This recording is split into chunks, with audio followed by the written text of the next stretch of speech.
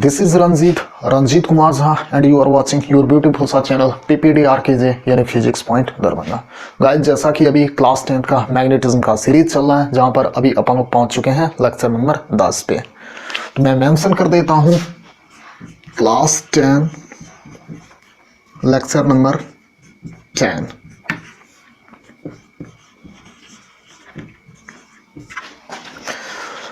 तो जैसा कि लास्ट लेक्चर में यानी लेक्चर नंबर 9 में अपन ने देखा था कि डीसी मोटर क्या है, इसका कंप्लीट डिस्क्रिप्शन देखा था।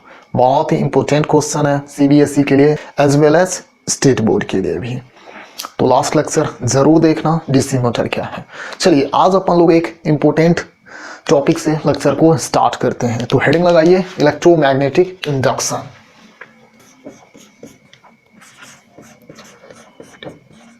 Electromagnetic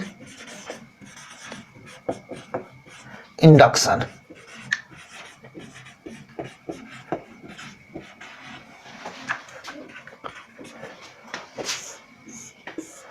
electromagnetic induction.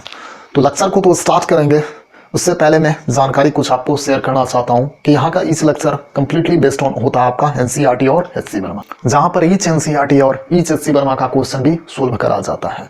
और at the end of lecture आपको कुछ प्रॉब्लम भी दिए जाते हैं और उस प्रॉब्लम में भी आपको कुछ हिंट दे दिए जाते हैं एंड रेस्ट आपको सोल्व करना पड़ता है। स्टिल अगर कुछ प्रॉब्लम है तो चैनल के अबाउट सेक्शन में जाओ, वहां पर आपको कॉन्टैक्ट अस करके ऑप्शन मिलेगा, वहां से आप कॉन्टैक्ट करो, हम आपको रिप्लाई करने की कोशिश करेंगे। आई मस्ट सजेस्ट कि आप एनसीईआरटी बुक और एचसी वर्मा का बुक काइंडली अरेंज कर लो, है तो बहुत अच्छी बात, नहीं तो डिस्क्रिप्शन बॉक्स के भीतर दोनों बुक का पीडीएफ फॉर्मेट में लिंक मिल जाएगा, तो वहां से जाके डाउनलोड कर सकते हो। और एक बात, आपको कंसर्न लेक्चर का नोट भी पीडीएफ फॉर्मेट में डिस्क्रिप्शन बॉक्स के भीतर मिल जाता है, तो वहां से जाके आप नोट को भी डाउनलोड कर सकते हो। तो चलिए लेक्चर को स्टार्ट करते हैं। तो जैसा कि हम लोग ऑलरेडी इलेक्ट्रिक करंट कैसे प्रोड्यूस होता है या इलेक्ट्रिक करंट को कैसे हम लोग प्रोड्यूस कर सकते हैं, ये अपन लोगों ने पढ़ लिया था। With the help of battery से अपन लोग इलेक्ट्रिक करंट को प्रोड्यूस कर सकते हैं। अब एक क्वेश्चन है कि क्या इलेक्ट्रिक करंट को विदाउट बैटरी से प्रोड्यूस करा जा सकता है या नहीं। तो चलिए अपन लोग लिखते ही चलते हैं। वी हैव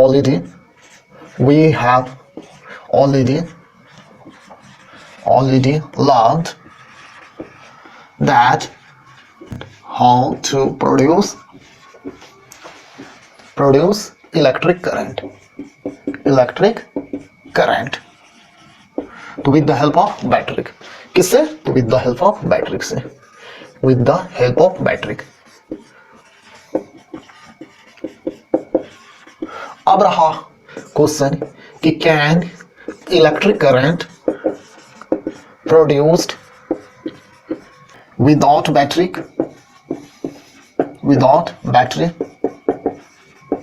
ये आपके लिए मैं क्वेश्चन छोड़ के जाता हूं कि क्या इलेक्ट्रिक करंट को विदाउट बैटरी से अपन लोग प्रोड्यूस कर सकते हैं। तो जी हाँ, बिल्कुल प्रोड्यूस कर सकते हैं। यस अपन लोग प्रोड्यूस कर सकते। तो कैसे प्रोड्यूस कर सकते हैं, तो आज का लेक्चर यहीं से अपन लोग स्टार्ट करेंगे। तो यस वी कैन प्रोड्यूस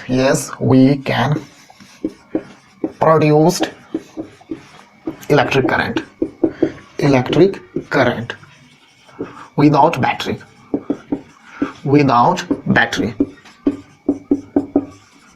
हम लोग करंट को प्रोड्यूस कर सकते हैं विदाउट बैटरी से। और ये कैसे प्रोड्यूस करा जा सकता है, तो ये आपको इलेक्ट्रोमैग्नेटिक इंडक्शन के प्रोसेस से इलेक्ट्रिक करंट को प्रोड्यूस करा जा सकता है।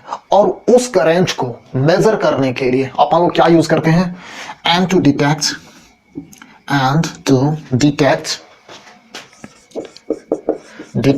such current we will use what?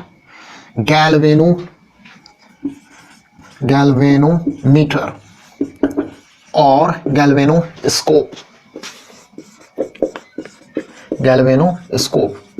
अब रहा बात कि आप पूछोगे कि ये गैल्वेनोमीटर या गैल्वेनोस्कोप एक्चुअली में कहते किसको हैं, या गैल्वेनोमीटर या गैल्वेनोस्कोप है क्या। तो देखो ये एक डिवाइस है, यानी it is a device by which we can measure electric current. अब रहा बात इलेक्ट्रिक करंट को अपन लोग तो ऑलरेडी एक डिवाइस की मदद से मेजर कर सकते थे, जो कि था आमीटर। यस, आमीटर के भी हेल्प से अपन लोग इलेक्ट्रिक करंट को मेजर कर सकते हैं, बट गैल्वेनोमीटर या गैल्वेनोस्कोप के मदद से अपन लोग इलेक्ट्रिक करंट को मेजर करते हैं अप टू स्मॉल लेवल तक। कहने का मतलब कि माइक्रो लेवल तक अपन लोग गैल्वेनोमीटर के हेल्प से या गैल्वेनोस्कोप के हेल्प से इलेक्ट्रिक करंट को मेजर कर सकते हैं।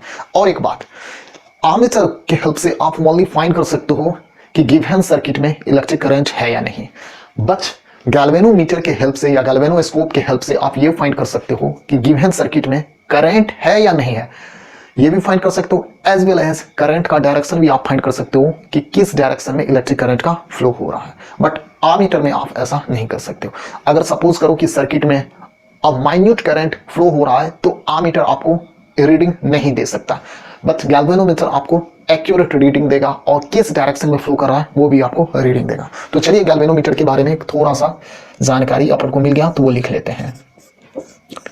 गैल्वेनोमीटर, थोड़ा सा जानकारी मिला, उसे भी अपन लोग एक पॉइंट के साथ समझ लेते हैं। तो it is a device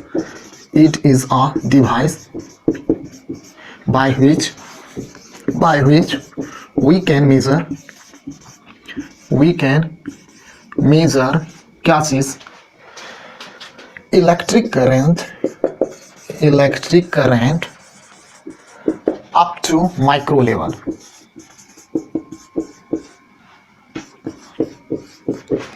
micro level तक हम लोग इस गैल्वेनोस्कोप या गैल्वेनोमीटर के हेल्प से अपन लोग इलेक्ट्रिक करंट को मेजर कर सकते हैं या डिटेक्ट कर सकते हैं। और इस गैल्वेनोमीटर का एक और मैं बात बताना चाहूंगा कि आमीटर को लगाना किसी भी सर्किट में, इसके लिए एक ट्रेन पर्सन का जरूरत नहीं है, बट गैल्वेनोमीटर या गैल्वेनोस्कोप को लगाना किसी सर्किट में करंट को मेजर करना, इसमें एक ट्रेंड पर्सन का जरूरत पड़ता है। एक छोटा सा डिवाइस है आमीटर, जिसे कहीं भी हम सर्किट में लगा के करंट को मेजर कर सकते हैं कि हाँ इस सर्किट में करंट फ्लो कर रहा है या नहीं। बट गैल्वेनोस्कोप में ऐसा नहीं है, वहां पे एक ट्रेन पर्सन का जरूरत होता है। ठीक है, ये एक इसका ड्रॉबैक हुआ गैल्वेनोस्कोप का। अब रहा बात कि गैल्वेनोमीटर का देखो कुछ स्ट्रक्चर ऐसा होता है। देखो मैं एक बात बता रहा हूं, ऐसा होता है गैल्वेनोमीटर का स्ट्रक्चर। इसका पॉइंटर 0 पे हमेशा रहता है। ठीक है, अगर करंट सपोज करो कि आपने लगाया तो अगर पॉइंटर इधर करा तो आप समझ जाना कि करंट इस डायरेक्शन में फ्लो करना है। अगर पॉइंटर सपोज करो कि इधर इसका फ्लक्चुएशन हुआ तो समझ जाना कि करंट कुछ इस डायरेक्शन में फ्लो हो रहा है। बट आमीटर में क्या रहता है, 0 रीडिंग पर रहता है। ये आपका हुआ गैल्वेनोस्कोप या गैल्वेनोमीटर। आमीटर क्या रहता है, आमीटर में आपका कुछ यहाँ पे 0 रहता है और ऐसा ही रहता है। अगर करंट फ्लो कर रहा है उस सर्किट में तो ऐसा मूव करेगा। अगर इधर भी करंट फ्लो कर रहा है, इधर भी करंट फ्लो कर रहा है, तब पर भी वो एक ही डायरेक्शन में पॉइंट आउट करता है। दैट मीन्स यहाँ पर ये रिप्रेजेंट कर रहा है कि उस सर्किट में करंट है या नहीं। आमीटर ओनली ये रिप्रेजेंट करता है, जबकि गैल्वेनोस्कोप या गैल्वेनोमीटर आपका करंट का डायरेक्शन भी शो करता है। तो दैट मीन्स ये हुआ कि पॉइंटर का जिधर डिफ्लेक्शन हो रहा है उधर ही करंट का फ्लो हो रहा है, बट आमीटर में ऐसा नहीं होता है। चलिए ये एक डिफरेंस के तौर पर आप समझ सकते हो। तो हम क्या कह सकते हैं, हम ये कह सकते हैं कि adding in a circuit by adding galvanometer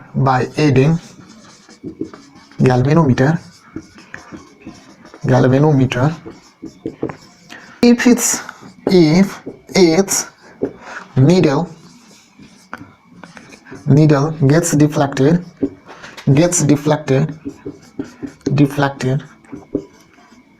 then current is there,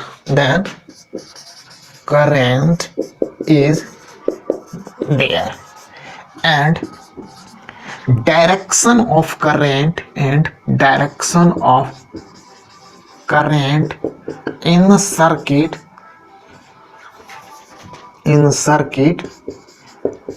will be where deflection happens,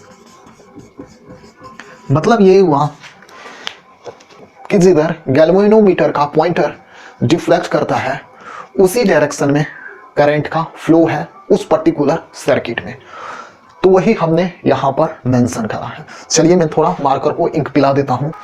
तो अब चलिए, हमने मार्कर को भी इंक पिला दिया और खुद भी थोड़ा पानी ले लिया। अब अपन लोग फिर से पढ़ाई पे आ जाते हैं। तो हम लोग क्या देख रहे थे? हम लोग देख रहे थे कि कि गैल्वेनोस्कोप या गैल्वेनोमीटर क्या है। तो बाय द वे मैं बता देना चाहता हूँ, गैल्वेनोमीटर या गैल्वेनोस्कोप का फुल डिस्क्रिप्शन आपको क्लास 12 में मिलेगा, या कंप्लीट नॉलेज आपको क्लास 12 के सिलेबस में है। यहाँ पर आप मोटा मोटी समझ गए कि गैल्वेनोस्कोप या गैल्वेनोमीटर का फंक्शन क्या है, या गैल्वेनोमीटर या गैल्वेनोस्कोप कहते किसको है। तो चलिए, अब जो अपना टॉपिक था कि ये जो इलेक्ट्रोमैग्नेटिक इंडक्शन जो हमने टॉपिक लगाया वो एक्चुअली में कहते किसको हैं, या इलेक्ट्रोमैग्नेटिक इंडक्शन है क्या। और इस क्वेश्चन को भी अपन लोग ये समझने की कोशिश करेंगे कि इलेक्ट्रिक करंट को हम लोग बिना बैटरी से प्रोड्यूस कैसे कर सकते हैं। द प्रोडक्शन ऑफ इलेक्ट्रिसिटी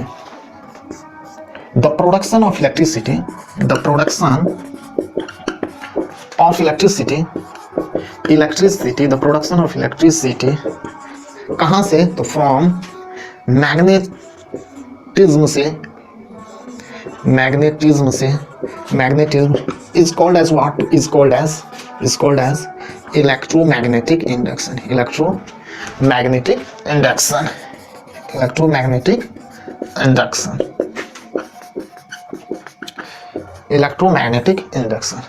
जरा इस लाइन को समझने की कोशिश करना। जिस प्रोसेस से मैग्नेटिज्म से हम लोग इलेक्ट्रिक करंट को या इलेक्ट्रिसिटी को हम प्रोडक्शन करते हैं या उसे हम क्रिएट करते हैं, उसको क्या बोलते हैं? उसको अपन लोग इलेक्ट्रोमैग्नेटिक इंडक्शन कहते हैं, या इसे शॉर्ट फॉर्म में आप ऐसे समझ सकते हो, EMI उसी को कहते हैं।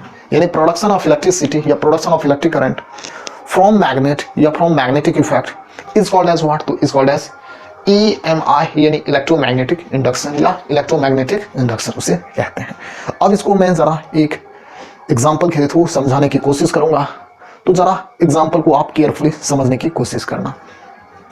तो एग्जाम्पल को तो मैं समझाऊंगा, तो मैं उससे पहले चाहूंगा कि आप इनका स्नैपशॉट ले लो या पॉज का बटन दबाकर इसे आप कॉपी कर लो, सच दैट इसे अपन लोग इरेज करके उस एग्जाम्पल के थ्रू मूव करने की कोशिश करें। तो होप डाउन आपने इनका स्नैपशॉट ले लिया होगा। अब अपन लोग इसे इरेज करने जा रहे हैं। तो चलिए अपन लोग एक एग्जाम्पल के थ्रू समझने की कोशिश करते हैं। एग्जाम्पल क्या है? तो पहले मैं एग्जाम्पल को ओरली आपको समझाने की कोशिश करता हूं। तो जब किसी भी हम एक मैग्नेटिक फील्ड में हम एक वायर को अप एंड डाउन करते हैं और उस वायर का हमने गैल्वेनोमीटर से अटैच कर रखा है। हमने क्या करा है? गैल्वेनोमीटर से उस वायर को हमने अटैच कर रखा है, और उस वायर को हम जब एक मैग्नेटिक फील्ड के रीजन में अप एंड डाउन करते हैं तो हम देखते हैं कि जो गैल्वेनोमीटर का जो पॉइंटर है वो डिफ्लेक्ट करता है। जैसे आप इस एनिमेशन से आप समझने की कोशिश करो, यहां पर आप क्या देख रहे हो? यहां पर आप ये देख रहे हो कि जब हम एक वायर को हम मैग्नेटिक फील्ड में अप एंड डाउन कर रहे हैं तो हम ये देख रहे हैं कि जो गैल्वेनोमीटर का जो पॉइंटर का है उसको आप देखिए, वो पॉइंटर आपका डिफ्लेक्ट करता है। अगर सपोज करो कि मैग्नेटिक फील्ड में अगर आप वायर को स्टेशनरी रखते हो, यानी किसी भी पर्टिकुलर पॉइंट पर या पर्टिकुलर पोजीशन पे आप अगर होल्ड कर देते हो, तो आप देखोगे कि उस गैल्वेनोमीटर का जो पॉइंटर है वो 0 पॉइंट पर आपका स्टे कर जाएगा, यानी 0 पॉइंट पर आपका रुक जाएगा। और एक दूसरा एग्जांपल से आप समझने की कोशिश करो कि जब एक कॉइल में हम एक बार मैग्नेट या कोई भी मैग्नेट को हम इन और आउट करते हैं, जब किसी भी हम कॉइल में एक बार मैग्नेट को इन और आउट करते हैं और उस कॉइल को हमने अटैच कर रखा है गैल्वेनोमीटर से, ध्यान से सुनना, एक कॉइल को हमने गैल्वेनोमीटर से अटैच कर रखा है और उस गैल्वेनोमीटर के अराउंड या उस गैल्वेनोमीटर के थ्रू हम एक बार मैग्नेट को इन और आउट करते हैं। जैसे कि ये आप एनिमेशन से देखिए, तो एनिमेशन से आप क्या देख रहे हैं कि जब हम किसी एक बार मैग्नेट को इन एंड आउट करते हैं तो यहाँ पर देखो कि हमने वोल्ट मीटर को लगा रखा है। तो वोल्ट मीटर भी आपका एक सिंप्लीफाइड वर्जन है किसका? गैल्वेनोमीटर का या गैल्वेनोस्कोप का। यानी गैल्वेनोमीटर आपका करंट भी मेजर करता है और गैल्वेनोमीटर आपका वोल्ट भी मेजर करता है। तो हम यहाँ पर क्या देख रहे हैं कि जब कभी भी हम एक कॉइल के इन और आउट करते हैं मैग्नेट को, तो हम देख रहे हैं कि वोल्ट मीटर का जो पॉइंटर है वो डिफ्लेक्ट करता है। क्या करता है? डिफ्लेक्ट करता है। दैट मीन्स ये हुआ कि इस कॉइल में वोल्टेज का प्रोडक्शन हुआ। अगर वोल्टेज का प्रोडक्शन हुआ तो कहीं ना कहीं उस कॉइल में करंट का भी प्रोडक्शन होगा।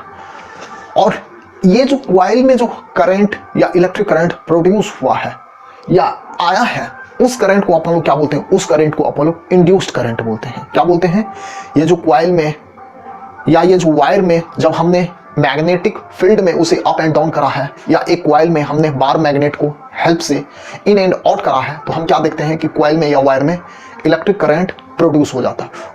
उस प्रोड्यूस इलेक्ट्रिक करंट को अपन लोग इंड्यूस्ड करंट बोलते हैं। क्या बोलते हैं, इंड्यूस्ड करंट बोलते हैं, याद रखना, उस करंट को अपन लोग इंड्यूस्ड करंट बोलते हैं।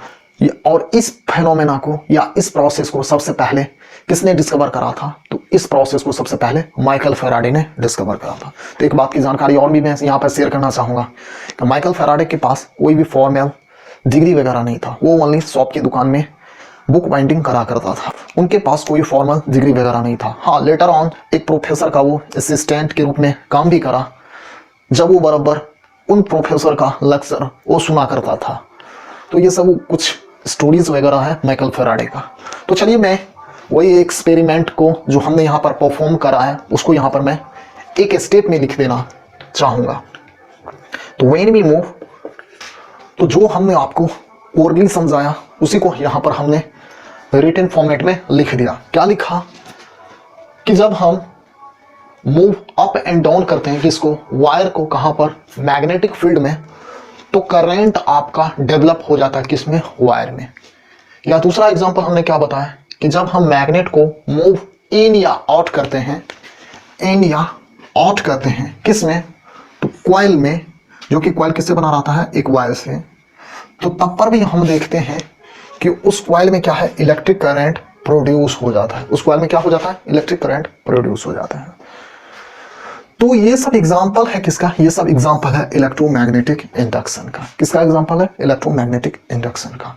और ये जो कॉइल में या ये जो वायर में ये जो डेवलप हुआ है क्या चीज, तो करंट जो डेवलप हुआ है, उस करंट डेवलप को अपन लोग क्या कहते हैं, उस करंट डेवलप को अपन लोग इंड्यूस्ड करंट कहते हैं। क्या कहते हैं, इंड्यूस्ड करंट कहते हैं।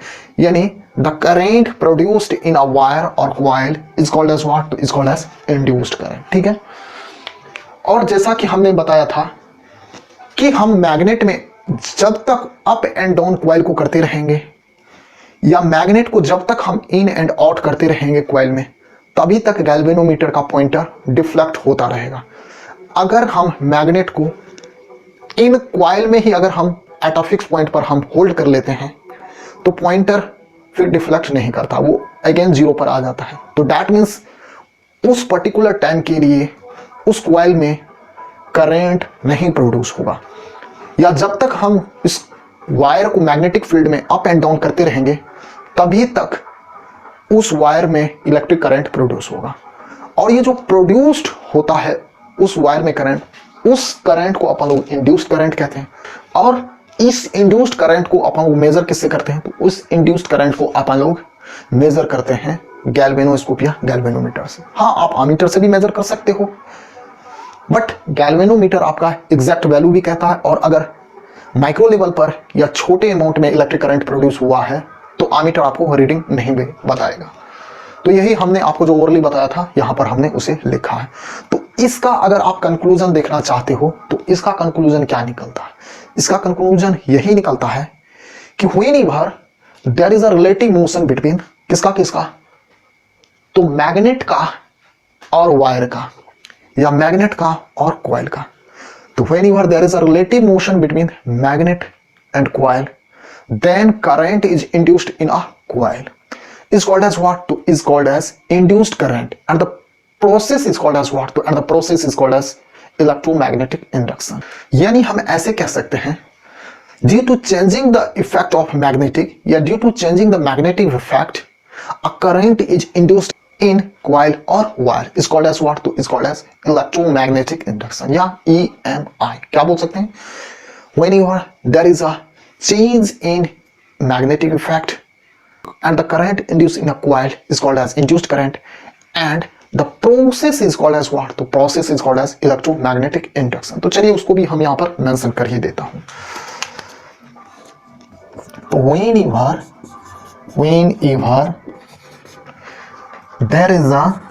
whenever there is relative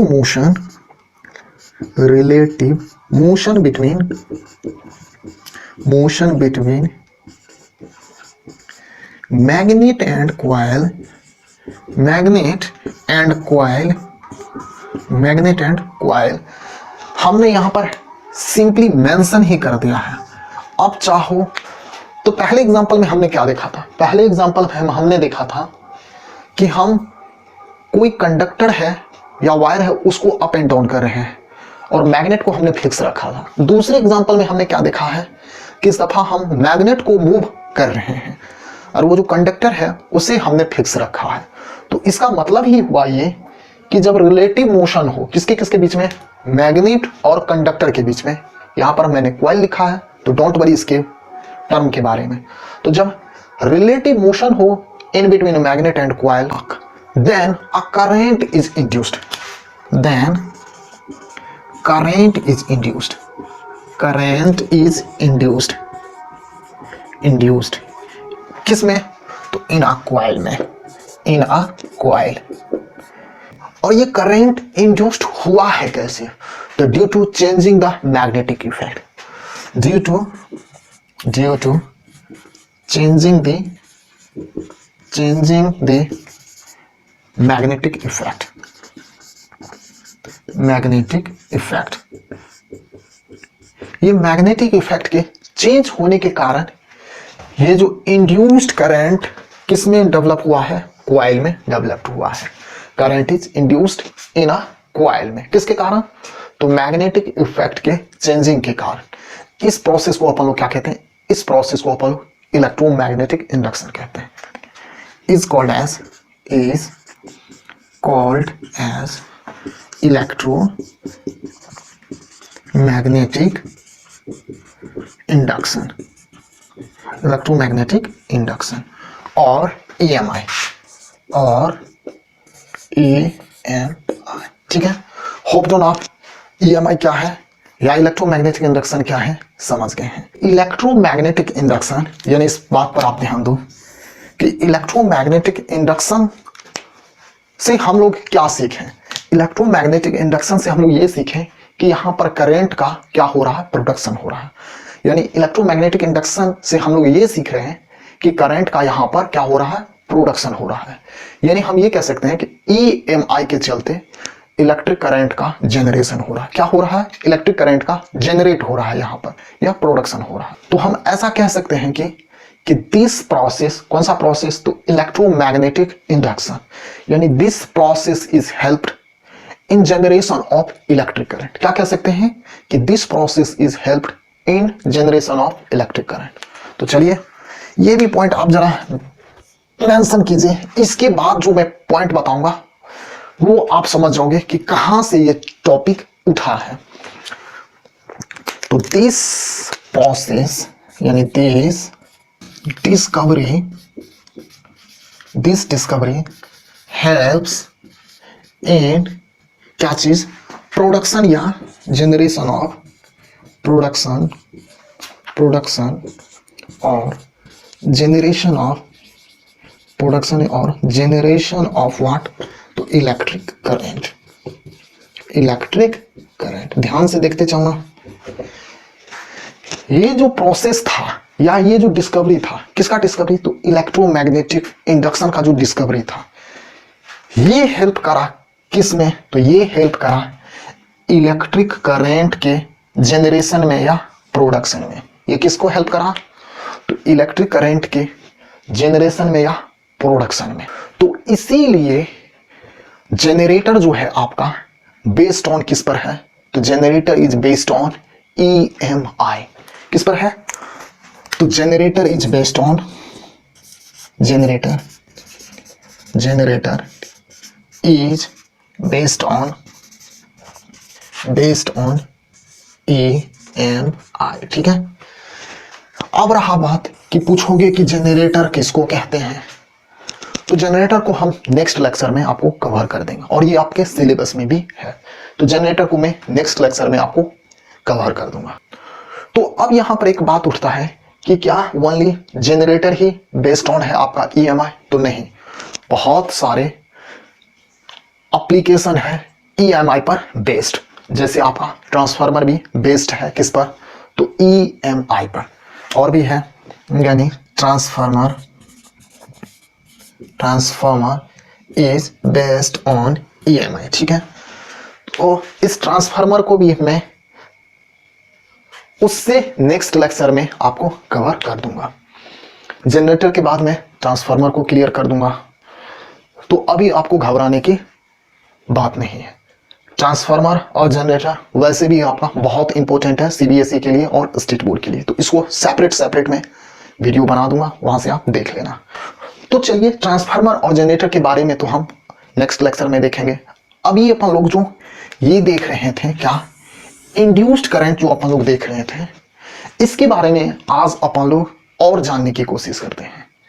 क्या जानने की कोशिश करते हैं कि ये जो करंट इंड्यूस्ड हुआ किसमें, तो वो कंडक्टर में या कॉइल में जो इंड्यूस्ड हुआ, क्या हम इंड्यूस्ड करंट को बढ़ा सकते हैं या घटा सकते हैं? बिल्कुल घटा या बढ़ा सकते हैं। कैसे घटा या बढ़ा सकते हैं, तो इसको मैं समझाने के लिए आपसे इस बोर्ड को क्लियर मैं मांगता हूं।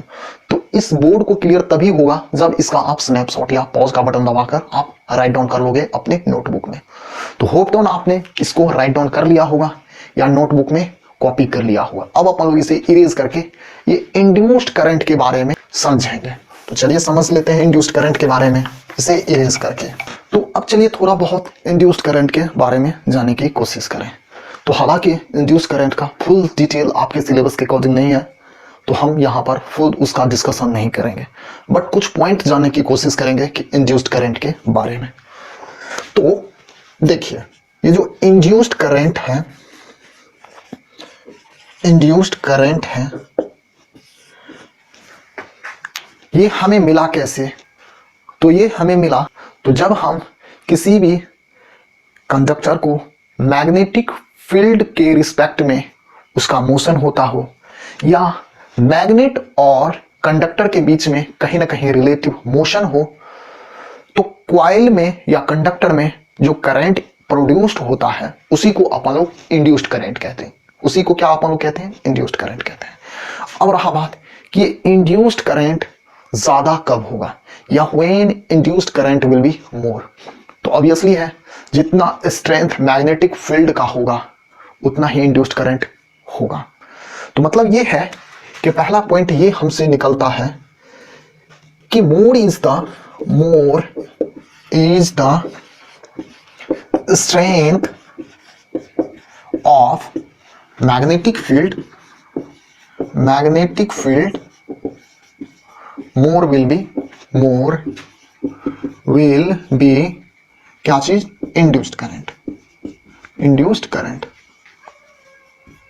ठीक है, जितना मैग्नेटिक फील्ड का स्ट्रेंथ हाई होगा उतना ही आपका इंड्यूस्ड करंट भी हाई होगा।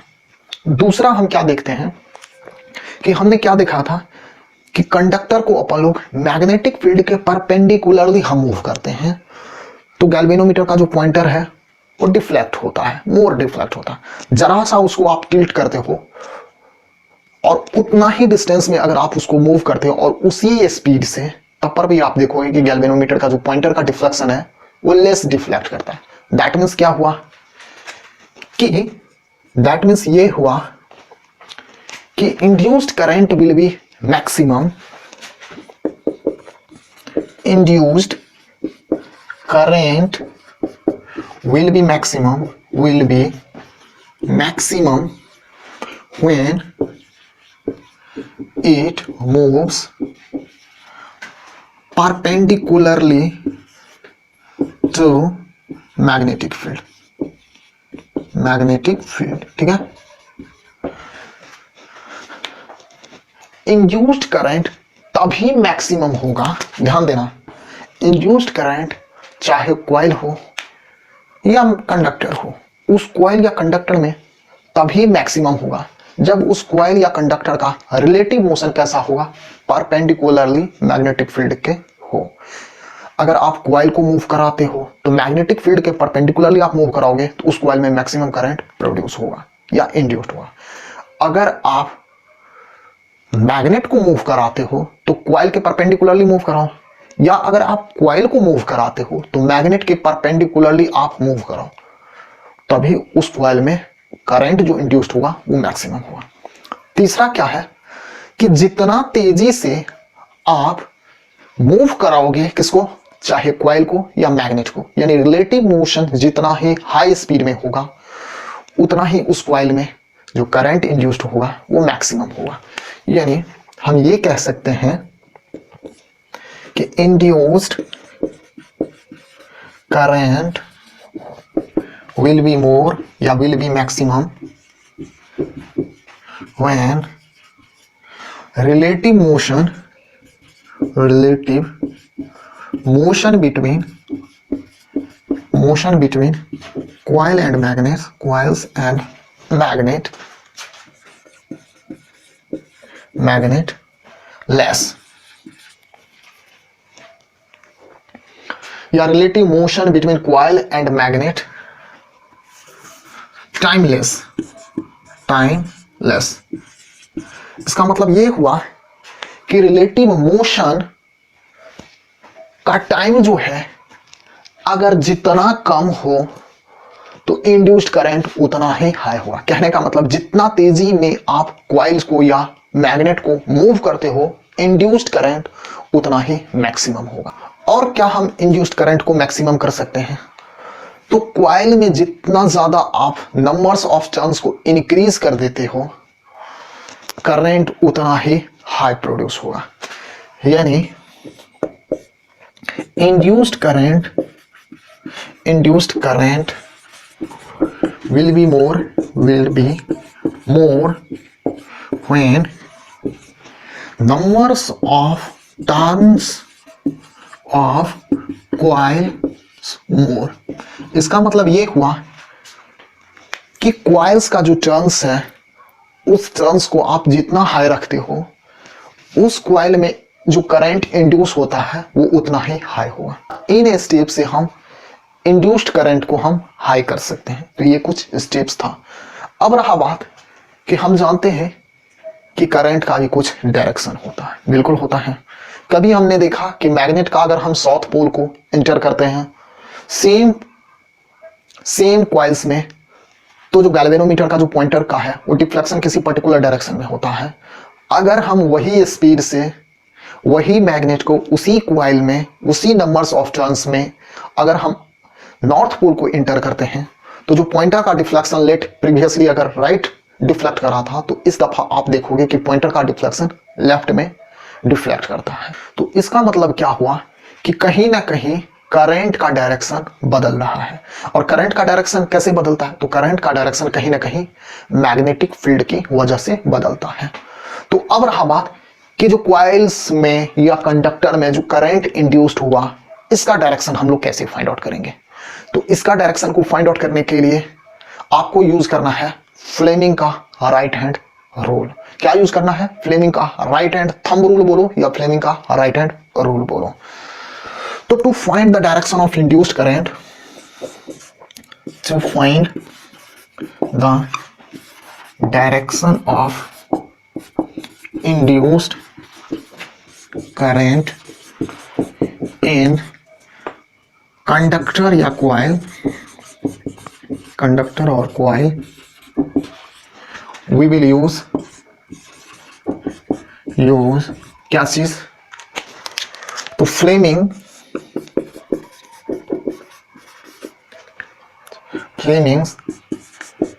Right hand rule. क्या हम लोग यूज करेंगे, फ्लेमिंग का राइट हैंड रूल यूज करेंगे। अब फिर से रहा बात कि ये फ्लेमिंग का राइट हैंड रूल है क्या, तो हम लोग फ्लेमिंग का लेफ्ट हैंड रूल पढ़ चुके हैं। जरा सा ही इसमें डिफरेंस है। फ्लेमिंग का लेफ्ट हैंड रूल अपन लोग क्या जानते थे कि फ्लेमिंग का लेफ्ट हैंड रूल ये था कि तीन फिंगर का लेफ्ट हैंड को इस तरह स्ट्रेच करना है, देखो इस तरह, यानी thumb, forefinger and central finger are mutually perpendicular to each other. If the forefinger represents, अगर ये forefinger represents करता हो in the direction of magnetic field and central finger represents current, then thumb will represents the motion of conductor. और right hand fleming का क्या है, तो इसमें भी आपको ये तीन उंगलियां इस तरह आपको स्ट्रेच करना है, like this, ये इस तीन उंगली की तरह आपको स्ट्रेच करना है, यानी all three fingers are mutually perpendicular to each other. ये फ्लेमिंग का राइट हैंड रूल है कि four finger, central finger and thumb stretch perpendicular to each other. लिखते चलिए, पहले समझेंगे इसके बाद। तो चलिए पहले इसको स्टेटमेंट लिख लेते हैं कि if four finger central finger and thumb of right hand stretch mutually perpendicular to each other,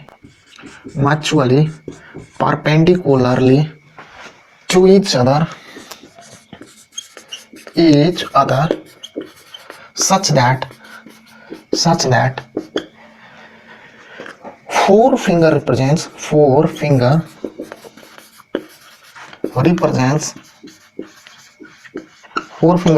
क्या चीज, डायरेक्शन ऑफ फील्ड, ठीक है। एंड थंब रिप्रेजेंट्स, या लिख लीजिए रिप्रेजेंट्स डायरेक्शन ऑफ क्या चीज, मोशन ऑफ क्या चीज, तो कंडक्टर, ठीक है। अगर ये तीन उंगली को हम इस तरह मचुअली परपेंडिकुलर रखते हैं कि सच दैट ये फोर फिंगर आपका मैग्नेटिक फील्ड को रिप्रेजेंट करता हो और ये थंब मोशन ऑफ कंडक्टर का रिप्रेजेंट करता हो, तो ये जो सेंट्रल फिंगर है ये आपका रिप्रेजेंट करता है इंड्यूस्ड करंट का डायरेक्शन को। समझ में आया? चलिए उसको मैं मेंशन कर देता हूं। Then central finger